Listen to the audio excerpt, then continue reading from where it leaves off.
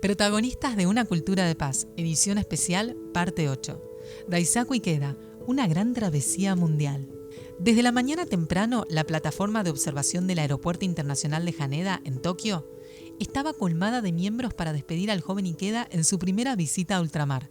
Era 2 de octubre de 1960 y finalmente estaba dando el primer paso a su viaje por el mundo, con el deseo de hacer realidad el juramento con su mentor Yosei Toda de concretar la paz global.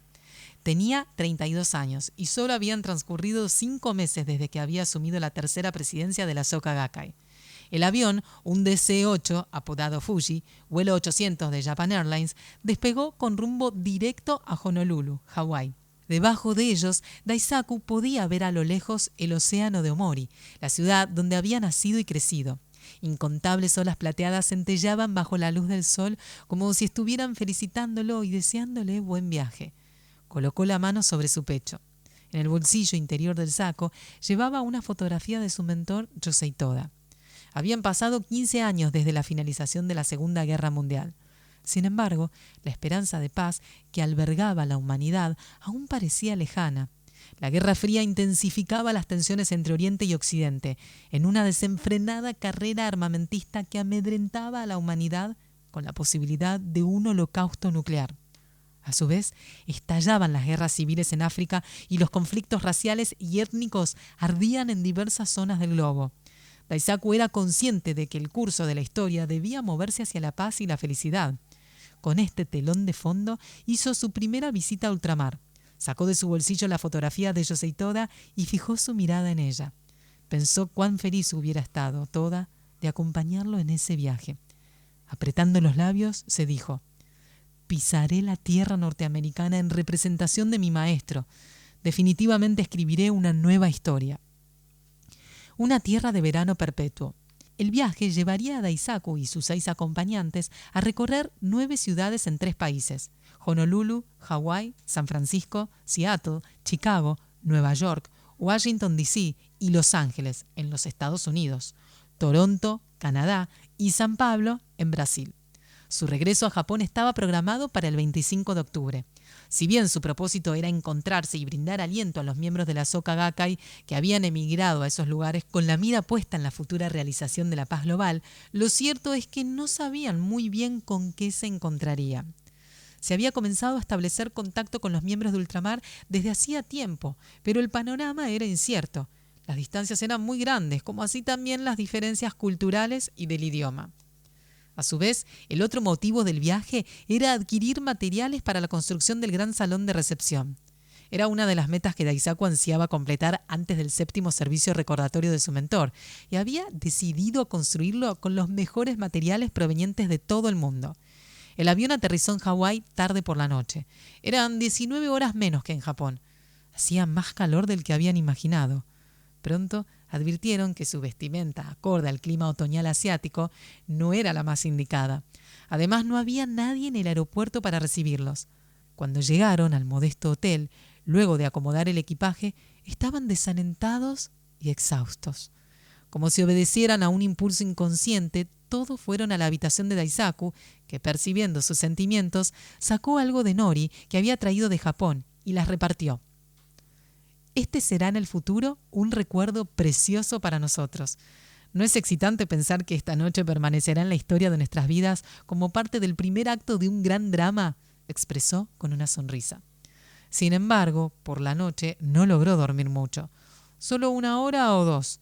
Ese día pudieron encontrarse con los miembros de la Soka Gakkai en Hawái que no habían podido llegar a tiempo al aeropuerto debido a un error en un telegrama. Daisaku quería pasar el mayor tiempo posible alentándolos y agradeciendo sus esfuerzos. Hasta ese momento, cada uno de ellos había estado esforzándose sin saber que había otros miembros en su país. En su mayoría eran inmigrantes japoneses que habían partido en busca de un futuro más prometedor, pero que estaban enfrentando un sinfín de dificultades. A una de ellas la alentó. «Pienso que probablemente haya muchas otras japonesas aquí, en Hawái, que estén viviendo bajo circunstancias similares. Su felicidad no solo producirá efectos en usted, sino que conducirá a la revitalización de todas las personas que viven en Hawái. Así el viaje de Daisaku por la paz del mundo comenzó encendiendo la llama del coraje en quienes habían perdido la esperanza bajo el peso de las vicisitudes de la vida. Aunque tales esfuerzos puedan parecer insignificantes y alejados de la meta de la paz mundial, estaba profundamente convencido de que no se podría lograr una paz genuina sin la revitalización de cada individuo. Por la tarde, al recorrer la ciudad, observaron un tramo del océano que se extendía frente a ellos. Era Pearl Harbor, el lugar que había encendido la chispa que dio comienzo a la trágica guerra del Pacífico. Daisaku reflexionó profundamente sobre el significado de haber dado en Hawái el primer paso de su viaje por la paz. Su visita a ese país duró poco más de 30 horas. Con una oración sincera por el crecimiento de cada uno de sus compañeros miembros, tomó su lapicera y escribió algo para cada uno. Continuó brindándoles aliento hasta abordar el avión. Una sincera promesa. Su siguiente vuelo despegó el 3 de octubre hacia San Francisco, donde lo esperaba la imponente estructura roja del puente colgante Golden Gate. Luego partieron rumbo a Seattle. Durante el viaje se habían propuesto reducir los gastos al mínimo. En general se contentaban con café y tostadas, algún sándwich o iban a una cafetería con autoservicio. Ocasionalmente, para ingerir algo nutritivo, buscaban un restaurante chino barato. Pero Daisaku comenzó a sentirse mal. El cuello y el pecho comenzaron a picarle con creciente intensidad. Pronto la urticaria cubrió todo su cuerpo. Poco después comenzó con espasmos, dolor de estómago y fiebre. La fatiga por el viaje, la falta de sueño y la diferencia de temperatura entre el clima cálido de Hawái y el frío de Seattle se habían combinado con la alimentación deficiente para minar su ya frágil salud. Pero no podía quedarse en cama para siempre. Esa tarde había una reunión de diálogo y su recorrido apenas comenzaba. Todavía debía visitar Canadá y Brasil. Daisaku estaba batallando frente a su salud desde hacía mucho tiempo. Los doctores le habían pronosticado que no llegaría a los 30 años, por lo que podía desplomarse en cualquier momento. Sin embargo, había heredado el sueño de su mentor y acababa de dar el primer paso en una travesía por la paz del mundo. No podía sucumbir ante la enfermedad. Mientras estaba en la cama y la fiebre atormentaba su cuerpo, él oraba. Quiero vivir para cumplir con mi juramento a Sensei. Lo que más deseaba en ese momento era tiempo suficiente para cumplir su misión. Esa firme convicción le daba fuerzas para reponerse ante cada obstáculo. Durante el viaje, una tarde, Daisaku y sus acompañantes se detuvieron en el lago Washington, uno de los lugares más emblemáticos de Seattle, cuando un episodio llamó su atención. Mientras observaba a un grupo de chicos jugando con una pelota, llegó un muchacho. A diferencia de los demás, era afro-norteamericano. Se paró a la sombra de los árboles con la mirada fija en los niños que jugaban. De pronto el niño del árbol se rió en voz alta. Entonces todos comenzaron a gritarle, incluso un anciano que estaba cerca. Los ojos del muchacho reflejaron su dolor y se fue corriendo. El rostro de Daisaku se oscureció. En ese entonces estaba ganando impulso en los Estados Unidos el movimiento por los derechos civiles y se había promulgado la Ley de Derechos Civiles en 1957. Pensó en el propósito de su viaje y en su corazón le habló al niño del parque. Te prometo que construiré una sociedad verdaderamente digna de tu amor y de tu orgullo. El 11 de octubre, el grupo partió hacia Toronto, Canadá. En aquel entonces no había miembros en ese país. La fiebre que había perseguido a Daisaku desde Seattle tendía a subir por las tardes.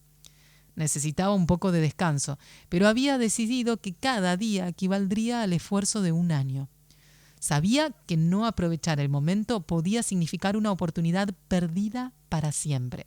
Luego fueron a Nueva York, donde el grupo visitó la sede de las Naciones Unidas y observó una sesión de la Asamblea General. Tenía grandes esperanzas en un futuro donde las naciones del mundo pudieran trabajar de forma conjunta por el bienestar de la humanidad. El tema se convertiría más tarde en un permanente motivo de atención para Ikeda, que abriría un camino a través de propuestas, diálogos, colaboraciones y diversas actividades entre la SGI y la ONU años después. Abriendo nuevas fronteras. Su siguiente destino era San Pablo, Brasil. En verdad, no sabía qué podía encontrar allí, ya que entre las numerosas cartas enviadas por la sede central, solo una había llegado a destino, y la respuesta llegó una vez que la comitiva había partido. Además, ni Daisaku ni sus compañeros hablaban portugués, y su intérprete de inglés se había quedado en Nueva York. Esa parte del viaje se caracterizó por una incertidumbre constante. Se sentían ansiosos y solos. No obstante, al llegar se sorprendieron de encontrar unas 20 o 30 personas en el aeropuerto. Muchos de ellos, inmigrantes japoneses que se dedicaban a la agricultura, los recibieron cantando canciones de Gakkai. Cuando Daisaku regresó a la habitación, ya era pasada la medianoche. Estaba tan exhausto que se sentía mareado, pero igualmente buscó papel para carta en la valija. Luego se sentó y comenzó a escribir una carta de aliento a un compañero miembro de Japón. En verdad, no fue la única que escribió. Jamás dejaba de responder las cartas de los miembros que le llegaban de cada extremo del país. A pesar de su extrema debilidad física, su corazón latía vibrantemente, pleno de alegría por estar en Brasil. Esta alegría y espíritu de lucha hizo que su pluma volara sobre el papel, página tras página. Al día siguiente se encontró con los miembros y les transmitió: cada uno de ustedes es un pionero.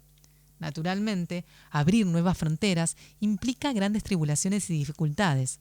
Pero si triunfan en superar esos obstáculos, se desplegará para ustedes un paraíso de felicidad.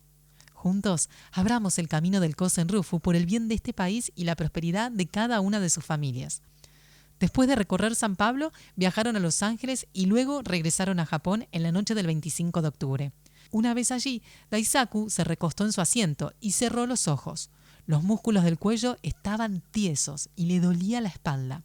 Sin embargo, sentía la placentera sensación que deja el cumplimiento de una misión, ya que había brindado su máximo esfuerzo en 24 días.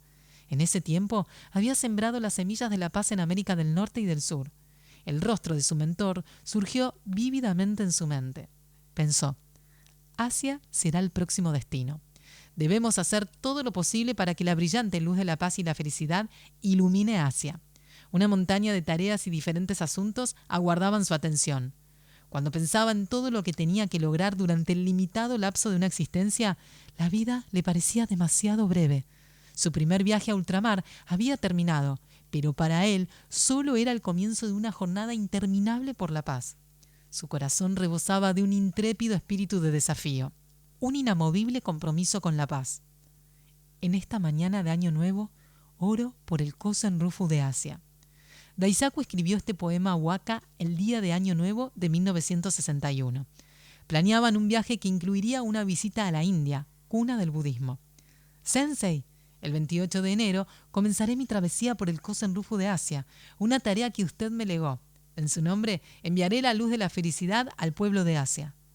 El motor que lo impulsaba, lo que yacía en el centro de cada pensamiento, era su promesa de hacer realidad los sueños de su maestro.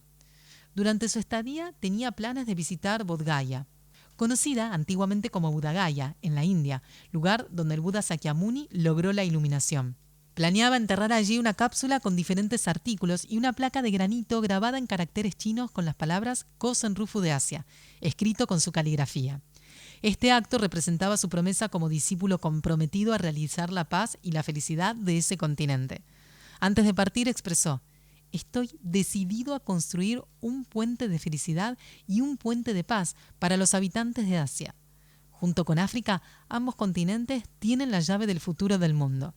A pesar de la gran cantidad de compromisos que le imponían los preparativos de su viaje, recorrió todo el país para brindar aliento y asegurarse de que las actividades en cada lugar continuarán su ritmo durante su ausencia. Finalmente, el 28 de enero, despegó rumbo a Hong Kong, Sri Lanka, India, Myanmar, actual Birmania, Tailandia y Camboya. Era su primer vuelo sobre el sudeste asiático. La aeronave despegó de Hong Kong y se dirigió hacia el sur, sobrevoló el mar de China y pasó cerca de Vietnam en dirección a Singapur, donde haría escala. Luego atravesó el Océano Índico y arribó a Colombo, Ceilán, actual Sri Lanka. Daisaku se recostó en la cama, pero tuvo dificultades para conciliar el sueño. Había reservado un vuelo que partía de Colombo, pero los horarios habían sido reestructurados. Sería un viaje extenuante. Cuando llegó a la India, reflexionó sobre la intrépida lucha emprendida por el defensor de la no violencia, Mahatma Gandhi, y en el logro de la paz global, cuya contienda sin precedentes tiene como propósito el triunfo del pueblo. Al llegar a la aduana, un sentimiento de ansiedad colmó al grupo. Allí pasarían la inspección de la cápsula que habían llevado. Habían preparado todos los documentos que atestiguaban el contenido de la cápsula sellada, porque el control era particularmente estricto. El oficial aduanero escuchó la apasionada explicación del grupo y con expresión de asombro respondió en tono solemne. «Ok, está bien», sintieron un gran alivio. Sin embargo, debían hacer lo mismo al día siguiente al llegar a Bodh Gaya, donde les otorgarían el último permiso. Se habían visto obligados a esperar hasta el mismo día de la ceremonia. Ahora no podían fracasar. En su recorrido se detuvieron en el río Ganges para tomar algunas piedras y arena de esa corriente, pues el maestro Toda había expresado su deseo de incluirlas en la construcción del gran salón de recepción. Al día siguiente tuvieron un viaje extremadamente agitado hacia Bodh Gaya, ya que los caminos estaban en su mayoría sin pavimentar. El vehículo se bamboleaba de un lado a otro, pero nadie decía una palabra. Estaban extremadamente tensos. Mostraron las fotografías del contenido de la cápsula y explicaron con convicción. Esto es lo que queremos enterrar, objetos que corporifican una oración por la paz y la felicidad de Asia. Obtuvieron la aprobación y el 4 de febrero Daisaku colocó la cápsula junto con la inscripción Kosen Rufu de Asia. Ese día brillaría eternamente en los anales del Kosen Rufu asiático. No tenía modo de saber cuándo se alcanzaría esa meta, la verdadera paz y felicidad del pueblo de Asia, pero en lo más íntimo hizo un juramento. Lo haré, no importa lo que suceda. Si caigo en el camino, confiaré su cumplimiento a los jóvenes, a quienes considero extensiones de mi propio ser. Elevó la mirada y contempló el sol de la India, mientras hacía su apasionada promesa. Luego se dirigió a Birmania y visitó el monumento dedicado a los soldados caídos en el cementerio japonés de Rangún.